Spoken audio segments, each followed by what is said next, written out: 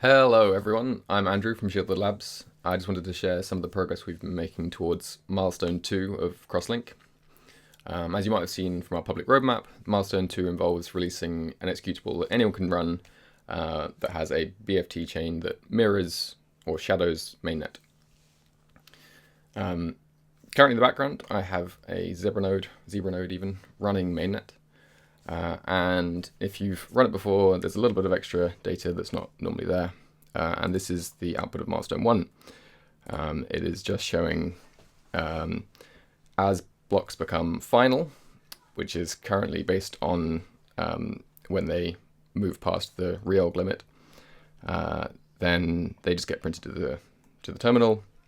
And the only real interesting thing happening here is that the hashes are being highlighted for the last couple of characters, depending on basically the fewest number of characters that you can use to uniquely identify a hash within a batch of a few.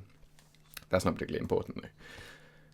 So, as you may know, Crosslink involves two chains, the proof of work and the proof of stake chain. And currently this is only looking at mainnet, which is the proof of work chain.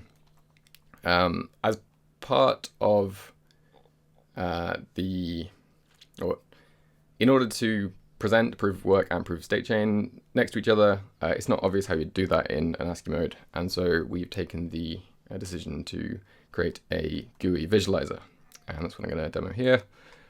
So let's see if I can get this working. There we go. I've got it running in the background here. And the general idea here was basically just to make a presentation, an interactive presentation that was similar to what you draw on a whiteboard. So we've got circles and lines. The circles are the blocks that are being generated.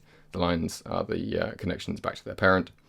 You can see the height of a node and the hash of a node next to each other. While we're generating arbitrary visualizations, we may as well add some more proof of work specific stuff. So the size of nodes, which you might see is different in certain cases, represents the number of transactions. So here we've got just one, the Coinbase, and here we've got 8, and you can see this one's a bit larger. The distance between nodes represents the amount of work done. So if you have two side chains next to each other, you could distinguish which one is the better chain by just visually which one is longer. And of course, as part of Crosslink, finality is an important thing. In Milestone 1, we added a just fiat RPC call to determine finality directly.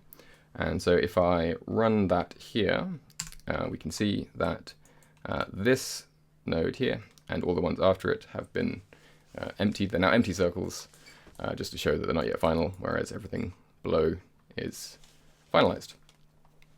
Okay, so we can set that again. And let's just kind of scroll up and find that. You can see that we've got all these nodes going past. They just get paged in as necessary. And here we are. Here we have the new finality location. We can go backwards, although that's only for testing purposes. And there we go. Let's find that point again. So the last thing to show is, well, we've got one chain, that's great, but the entire purpose of this is to have parallel chains. And so you may have been wondering what this mysterious box in the corner here is doing. And that is just a debug input to put any text.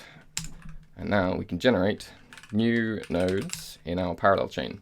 Currently, this is basically just being arbitrarily placed, but it'll be more relevant shortly. And so the protocol is called Crosslink, though. So we need to have connections between the two things, and so we can, for the moment, just type those in. For this BFT placeholder, we now have a link going back to the proof of work chain. Currently, this can also point basically anywhere. Currently, there's no actual requirement that this has to be final. I think that's pretty much all for this update, but I should have some more to show you soon. See you, everyone.